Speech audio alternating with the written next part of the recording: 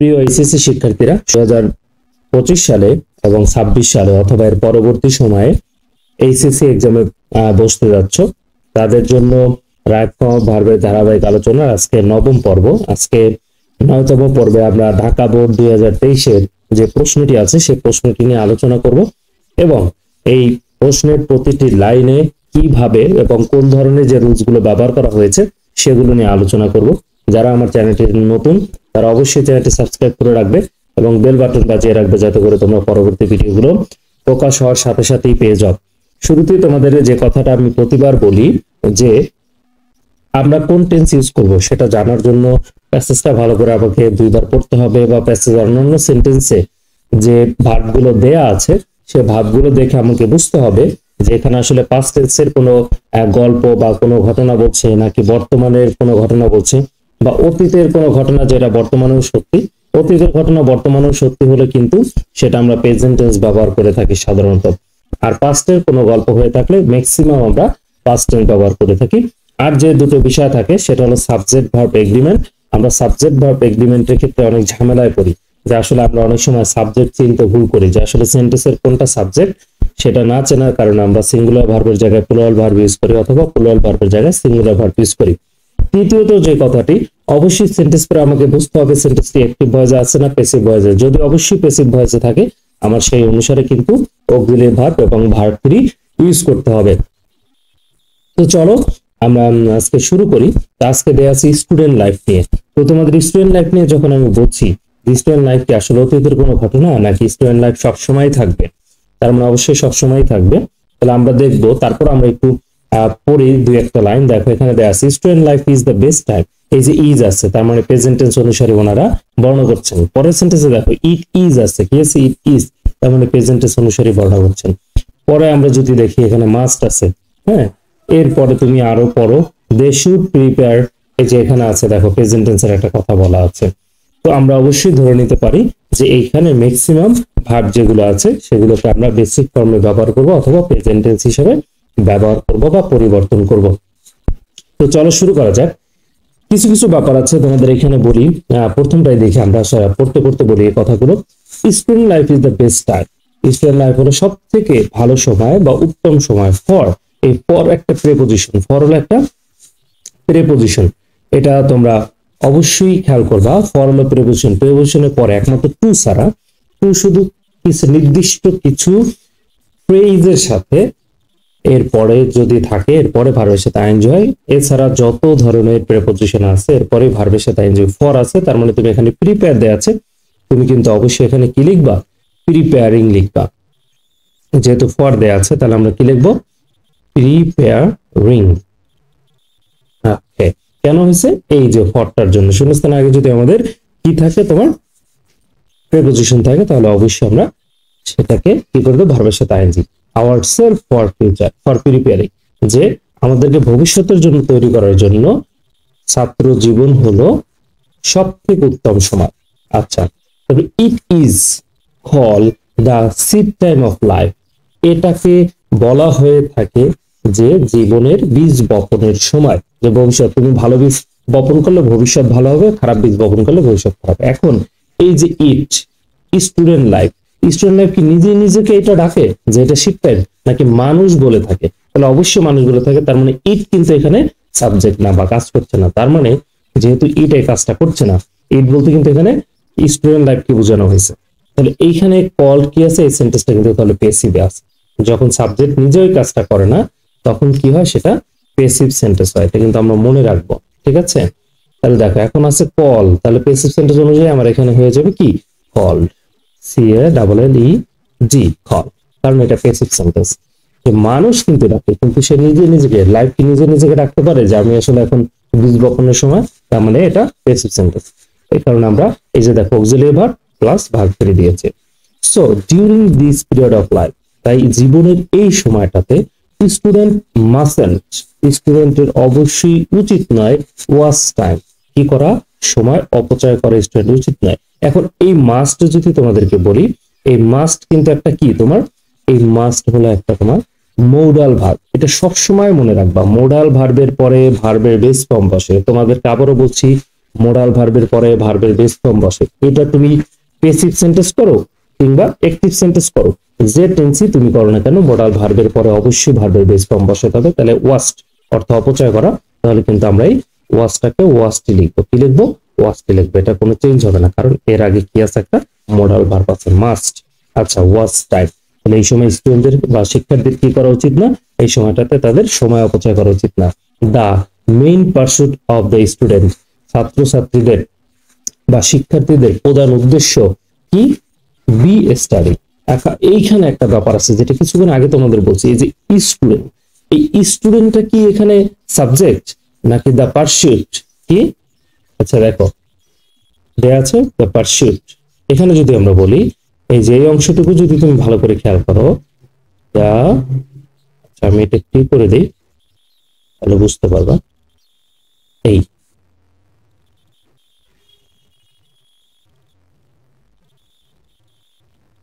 এটাকে একটু অন্য কালার করে দেই।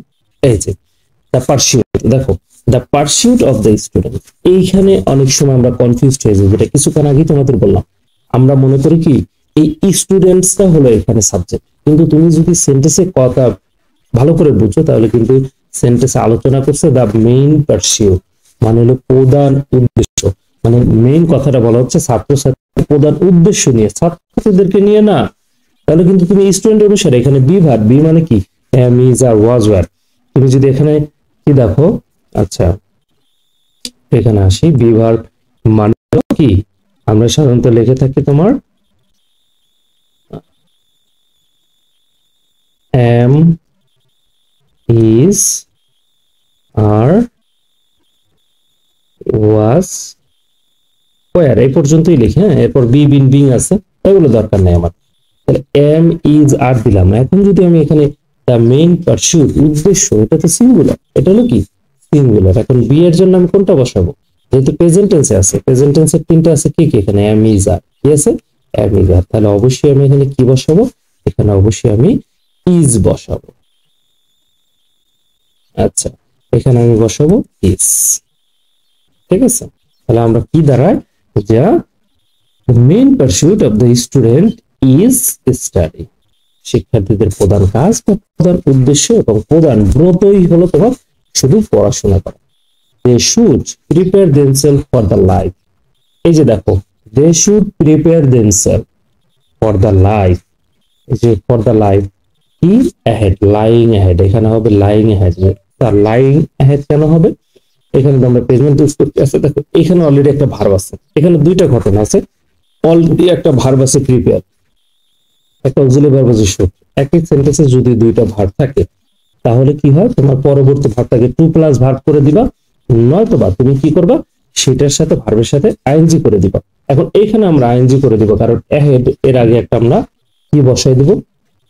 পার্টিসিপল বসাই দেব। পার্টিসিপল অ্যাডজেক্টিভের কাজ করে। কি করে? অ্যাডজেক্টিভের কাজ করে। They should prepare themselves for the life, এই ধরনের লাইফ যেটা জীবনের সামনে আছে। ঠিক আছে, এটা একটা অ্যাডজেক্টিভ ফ্রেজ। তাহলে এখানে আমরা দিয়ে দিব লাইন, এই একটা ব্যাপার আছে। আবার দেমসেলফ, এখানে দেখো একটা ফর আছে, কি আছে? ফর, প্রিপোজিশন আছে। এরপরে ভার্বের সাথে সাধারণত এই ফরটা যদি দা লাইফের জন্য বসছে, কিন্তু তারপর আমি একটু তোমাদের করে বললাম ফরের জন্য আমরা এখানে কি দিতে পারি? লাইন দিতে পারি। তাহলে এখানে কি হবে আমাদের শব্দটা? এখানে হবে লাইন, এল। ওকে, এটা একটু কালার করে দেই, L Y I N G, line. যে আমাদের সামনে যে জীবন পড়ে আছে সেই জীবনের জন্য তাদেরকে প্রিপেয়ার করার জন্য হলো কি করতে হবে? পড়াশোনা করতে হবে। দে শুড অলসো, এখানে আবার শুড চলে আসছে, কি আসছে? শুড।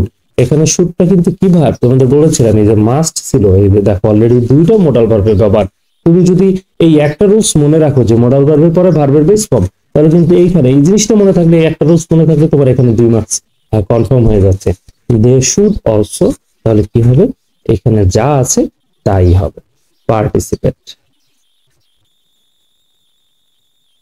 কিসের জন্য হচ্ছে? তোমার মোডাল ভার্বের জন্য। এই যে মোডাল ভার্বটা আছে should, in co curricular activities, এবং তাদেরকে কি শিক্ষা সহায়ক যে কর্মকাণ্ডগুলো আছে সেগুলোতে অংশগ্রহণ করা উচিত। ভাই এই যে আবার আর একটা জিনিস চলে আসছে, তোমাদেরকে বারবার বলতেছি কিছু কিছু রুলস আছে যেগুলো সহজ, তুমি যদি 5টা রুলস করে থাকো, যেমন 5টা রুলসের ভিতরে একটা যদি বলি, এই অলরেডি 2টা তুমি রুলস পাইছো। 5টা রুলসের ভিতরে একটা হলো তোমার এই যে প্রিপোজিশন, ঠিক আছে? প্রিপোজিশন গুলো তুমি এমনি পড়তে রাখলা, তোমার ব্যবহারের পড়ার দরকার নেই রাইট ফর্ম ভার্বের জন্য, যেমন অন, অ্যাট, ফর, ইন, ঠিক আছে? অ্যাবাউট, অ্যাবাভ, এই যে এগুলো যেগুলো আছে আমরা যেগুলো পড়ি, আন্ডার, ঠিক আছে, অ্যাক্রস, এই যে প্রিপোজিশন গুলো তুমি শুধু মনে রাখবা যে এগুলোকে প্রিপোজিশন বলে। এই যে দেখো, তুমি ফরের পরে ভার্বের সাথে আইএনজি, বাই হলো প্রিপোজিশন, এরপরে ভার্বের সাথে অবশ্যই আইএনজি। তাহলে তুমি এটার জন্য তোমার টেন্স জানতে হবে না, তোমার এত স্ট্রাকচার জানতে হবে না, কিছু জানতে হবে না, শুধু তুমি মনে রাখবা যে প্রিপোজিশনের পরে ভার্বের সাথে আইএনজি। তাহলে এটা মনে রাখলে এই যে তোমার প্রথম যে মার্কসটা আছে সেটাও তুমি পেয়ে যাচ্ছ, দ্বিতীয় যে মার্কসটা আছে সেটাও কিন্তু তুমি পেয়ে যাবা। এখানে তোমাদেরকে দেখাই, এই যে ফরের জন্য তুমি প্রিপেয়ারিং দিছো, তোমার যদি একটা লাইন মনে থাকে, জাস্ট তোমাদেরকে আমি পড়াইতে পড়াইতে 5টা রুলস এর কথা বলবো বা 7টা রুলস এর কথা বলবো, যে 7টা রুলস যদি তোমার এমনি স্বাভাবিকভাবে তুমি 7টা লাইন হিসেবে মনে রাখো, তাহলে যদি এটার ভিতরে তোমার 5টাও কমন করে যায় তাহলে কিন্তু তুমি 5 মার্ক পেয়ে যাবে। এখানেই বলে দিই, এই প্রিপোজিশন ফর প্রিপেয়ারিং, এখানে আবার যেহেতু প্রিপোজিশন আছে আমরা কিন্তু অবশ্যই এখানে কি লিখবো, রিডিং লিখবো। তার মানে তুমি যদি এই রুলসটা মনে রাখতে পারো, আর মনে রাখছে যে বা যে পেরেছে সে কিন্তু পরীক্ষা অলরেডি 2 মার্ক পেয়ে গেছে। আবার সেম এই যে তোমার মডাল অক্সিলারি ভার্বের কথা যদি তুমি মনে রাখতে পারো যে কোনগুলো মডাল অক্সিলারি ভার্ব, এই যে মাস্ট এর জন্য এখানে 1 মার্ক, আবার এখানে শুড এর পরে তুমি বেস ফর্ম দিয়েছো এটার জন্য 1। তার মানে কিন্তু তুমি 2টা রুলস থেকে 4টা মার্কস পেতে পারো এখানে। তারপর দেখো, they will know, they will know what happens, কি হবে, হোয়াট হ্যাপেন্স। আচ্ছা, দে উইল নো নিউজপেপার, আচ্ছা by reading newspaper they will know what happens. যেহেতু আমরা প্রেজেন্ট টেন্সে ব্যবহার করছি ইন দা ওয়ার্ল্ড, এই কারণে কিন্তু অবশ্যই আমরা দে উইল নো, তারা জানবে, কি জানবে, what happens in the world, আসলে তারা পৃথিবীতে কি ঘটছে সেটা তারা জানবে। এই প্রেজেন্ট টেন্সে কথা ব্যবহার করার কারণে কিন্তু আমরা এখানে হ্যাপেন্স ব্যবহার করব। কারা জানবে, আচ্ছা double P E N S. এখন স্যার যে এই যে দে আছে, দে থাকলে স্যার হ্যাপেন কেন দিছে? এখানে তো হ্যাপেন হওয়ার কথা ছিল, কারণ এটা প্লুরাল সাবজেক্ট। স্যার এইটা কিন্তু অবশ্যই এই যে এখানে যখন বলছি যে দেখেন দা মেইন পারস্যুট, এই মেইন পারস্যুটটা কিন্তু এখানে সাবজেক্ট, এখানে ইজ দিয়েছি, কিন্তু স্টুডেন্ট হলে কিন্তু আমাকে আর দিতে হইতো, তাই না? এখানে কিন্তু স্টুডেন্ট স্যার সাবজেক্ট না। এখানেও দেখেন দে উইল নো, তারা জানবে, what happens in the world, তারা জানবে, কি জানবে, এই what happens in the world এই পুরোটা হলো একটা আপনার কি, আমরা যদি বলি নাউন ক্লজ, এটা হচ্ছে একটা নাউন ক্লজ। নাউন ক্লজ হলো স্যার দেখেন তারা জানবে, কি জানবে, যে পৃথিবীতে কি ঘটছে। এই নাউন ক্লজের আসলে হোয়াট এখানে হলো সাবজেক্ট, তো এই কারণে সাবজেক্টটা কিন্তু দে না, দে এর সাবজেক্ট এখানে কাজ সেরে ফেলছে দে উইল ভার্বের দ্বারা, দে উইল নো, ঠিক আছে? এই তাহলে এই কারণে হোয়াট, যেহেতু এই হোয়াটের কারণে আমরা সিঙ্গুলার ভার্ব বসাইছি। In the world, when the country, when the country, এই যে দেখেন এখানে কিন্তু কান্ট্রি হলো সাবজেক্ট, এখানে কান্ট্রি হলো subject, with a natural calamity. আচ্ছা, এইখানে একটা সেন্টেন্সে তোমাদের কথা বলি, যেটা আমি তোমাদেরকে কিছুক্ষণ আগেও বললাম, যে এই যে ইট ইজ কল্ড, হ্যাঁ, এই যে ইট হলো মানে স্টুডেন্ট লাইফ, স্টুডেন্ট লাইফ নিজে নিজেকে তো ডাকতে পারে না। আবার এইখানেও দেখেন when the country face, country নিজে নিজে তো ফেস করে না, কি হয়, প্রাকৃতিক দুর্যোগ আসে, এই প্রাকৃতিক দুর্যোগ কি কান্ট্রি নিজে নিয়ে আসে? অবশ্যই নিজে নিয়ে আসে না। তার মানে কি হলো, আপনি প্রাকৃতিক দুর্যোগ নিয়ে আসে কে? প্রাকৃতিক দুর্যোগ অটোমেটিক ভাবে আল্লাহ কর্তৃক আসে, ঠিক আছে? তো কান্ট্রি কিন্তু এটা নিয়ে আসে না, তার মানে কান্ট্রির এখানে কোনো কাজ নেই।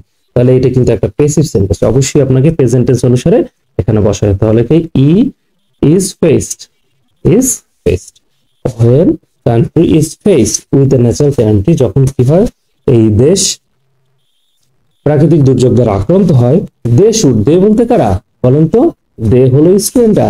এই যে দেখেন আবার যে কথাটা বারবার বলছি স্যার, পড়ানোর সময় যে কথাটা বলছি খুব ভালো করে মনোযোগ সহকারে স্যার খেয়াল করবেন।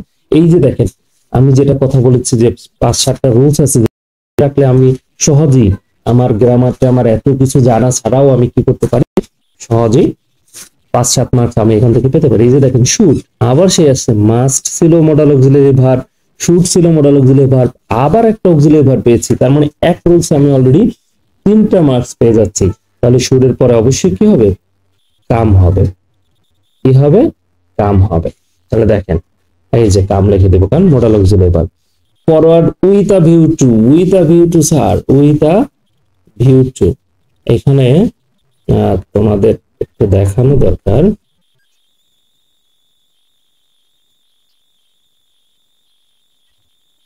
আচ্ছা, কেন এটা মার্ক হচ্ছে না? আমরা ক্রিয়েট করি with a view to, with a view two. এই যে কিছুক্ষণ আগে বলেছিলাম যে স্যার সকল প্রেপোজিশনের পরে ভার্বের সাথে আইএনজি, এই টু ছাড়া কিন্তু সকল প্রেপোজিশনের পরে ভার্বের সাথে আইএনজি, তবে টু যদি কিছু ফ্রেজের সাথে থাকে যেটা প্রেপোজিশনাল ফ্রেজ, সেইখানে আমরা কি করব? ভার্বের সাথে আইএনজি। তার মানে এটা হচ্ছে একটা with a view to, with a view to, with a view to, look forward to, come forward to, ঠিক আছে, এই ধরনের। তারপর হলো আপনার আরো কিছু আছে আমাদের, যেগুলো আমার এগুলোর পরে আমরা ভার্বের সাথে আইএনজি দেবো। তাহলে উইথ এ ভিউ টু যদি আপনি মনে রাখেন যে উইথ এ ভিউ টু এর পরে come forward to, look forward to, এগুলোর পরে যদি আমাদের থাকে, তারপর আছে অবজেক্ট টু, এগুলোর পরে ভার্বের সাথে আইএনজি, এরকম যদি কিছু জিনিস আপনি মুখস্থ রাখেন তাহলে কিন্তু স্যার মার্কস পাওয়া অনেকটা সহজ হয়ে যাবে। তাহলে আমরা এখানে উইথ এ ভিউ টু এর জন্য দেবো কি? রিমুভিং। ওকে, একটা স্পেলিং মিস্টেক হয়েছে, দেখি, removing, removing the suffering of the affected people. তাদের অবশ্যই কি করা উচিত? সামনে এগিয়ে আসা উচিত এই মানুষদের, বা যে মানুষগুলো কি করছে? দুঃখ দুর্দশা ভোগ করছে, যারা বন্যা কবলিত হচ্ছেন, তাদের সমস্যা দূর করার জন্য তাদের সামনে এগিয়ে আসা উচিত। ইভেন ইন নর্মাল টাইমস, এমনকি স্বাভাবিক সময়ে দে কি হবে? এখন স্যার এটা প্রেজেন্ট টেন্স আমরা পড়তেছি না, এখন যদি আমি কাউকে বলি they engage themselves in acts of social service, আমরা সাধারণত অনেক সময়, এটা আপনাদের প্রথম ভিডিও থেকে আমি বলছি, কিছু কিছু সময় দেখবো আমরা কাউকে পরামর্শ দিচ্ছি, কিছু কিছু সময় আমরা ভবিষ্যৎ প্রেডিকশন করছি। এই জিনিসগুলো আমাদের আসলে কনসেপ্ট থেকে আসতে হবে স্যার। এগুলো কিন্তু আপনি বইয়ের কোনো রুলস পড়ে বা বইয়ের কোনো আপনি নিয়ম পড়ে এটা কিন্তু আপনি পারবেন না। যেমন দেখেন, এখানে আমি যদি বলি যে আমি একটা স্টুডেন্টকে পরামর্শ দিলাম যে তুমি তো পড়াশোনা করছো না, তো তুমি তো পরীক্ষা খারাপ করবা, তোমার অবশ্যই পড়াশোনায় মনোনিবেশ করা উচিত। আমি যখন কাউকে পড়া বলবো তাহলে অবশ্যই তাকে উচিত হিসেবে বলছি। এইখানে কিন্তু সেম একটা এক্সপ্রেশন আসছে, even in the normal Times, এমনকি সাধারণ সময় দে শুড এঙ্গেজ। এখানে কিন্তু স্যার এই কারণে একটা পরামর্শ আসার কারণে আমরা কিন্তু এখানে লিখবো দে শুড এঙ্গেজ।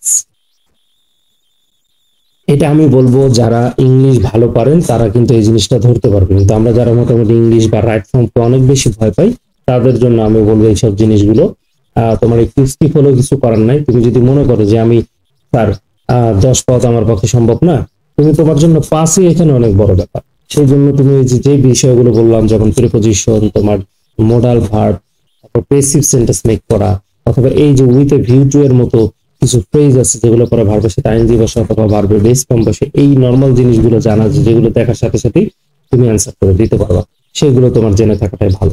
এবং কি তাদের এই স্বাভাবিক সময়ে বিভিন্ন সামাজিক কর্মকাণ্ডে তাদের অংশগ্রহণ করা উচিত। The student can not do well in the examination without, এই যে স্যার একটা শব্দ পেয়ে গেছি, উইদাউট কিন্তু একটা প্রেপোজিশন, উইদাউট হলো একটা প্রেপোজিশন। তাহলে দেখো তোমাদেরকে যেটা বলছিলাম যে 5টা-7টা রুলসের ভিতরে তুমি অনেক পেয়ে যেতে পারো। এই ফর দিয়ে তুমি একটা মার্কস পাইলা, আবার এই যে বাই দিয়ে একটা মার্কস পাইলা, সেই পরেই আবার দেখো আবার উইথাউট দিয়ে একটা মার্কস। তুমি যদি জানো যে উইথাউট একটা প্রেপোজিশন, এরপরে ভার্বের সাথে আমার আইএনজি করতে হয়, তাহলে কিন্তু তুমি মার্কস গুলো পেয়ে যাচ্ছ। বারবার বলছি আমি, কারণ তোমাদের যাতে ভিডিও শুনতে শুনতে মুখস্থ হয়ে যায় যে আমার কি হয়, প্রেপোজিশনের পরে ভার্বের সাথে আইএনজি বসে, মডাল ভার্বের পরে ভার্বের বেস ফর্ম বসে। আচ্ছা, work hard. It is a pity that, এটা খুবই দুঃখের বিষয়, the many student are trying to, এই যে টু চলে আসছে, এইবার আর কিন্তু আমরা টু এর সাথে টু এর পরে ভার্বের আইএনজি দিতে পারবো না, কারণ হলো এর পরে ভার্বের যে বেস ফর্ম দেয়া থাকবে আমরা কিন্তু আসলে সেইটাই ব্যবহার করব, টু সাকসিড। হ্যাঁ, যে ভার্বের যে ফর্মটা বেস ফর্মই দেয়া আছে এখানে, এই বেস ফর্মটাই আমাদের লিখতে হবে। বেস ফর্মটা আমরা লিখলাম কারণ টু এর পরে ভার্বের বেস ফর্ম বসে, টু একমাত্র প্রিপোজিশন যার পরে ভার্বের বেস ফর্ম বসে, যদি না সেই রকম নির্দিষ্ট with a view to, look forward to, object to, হ্যাঁ, কাম ফরওয়ার্ড টু, এগুলোর সাথে না। In shortest and easiest way. কিন্তু এটা খুবই দুঃখের বিষয় যে কিছু স্টুডেন্ট বা কিছু শিক্ষার্থী কি সংক্ষিপ্ত, শর্টেস্ট এন্ড ইজি, সহজ এবং সংক্ষিপ্ত পথে কি করতে চায়, সাকসেস অর্জন করতে চায় বা সফলতা অর্জন করতে চায়। তো প্রিয় শিক্ষার্থীরা, এই ছিল আজকের আলোচনা। তো দেখা হচ্ছে তোমাদের সাথে পরবর্তী অন্য কোনো ভিডিও।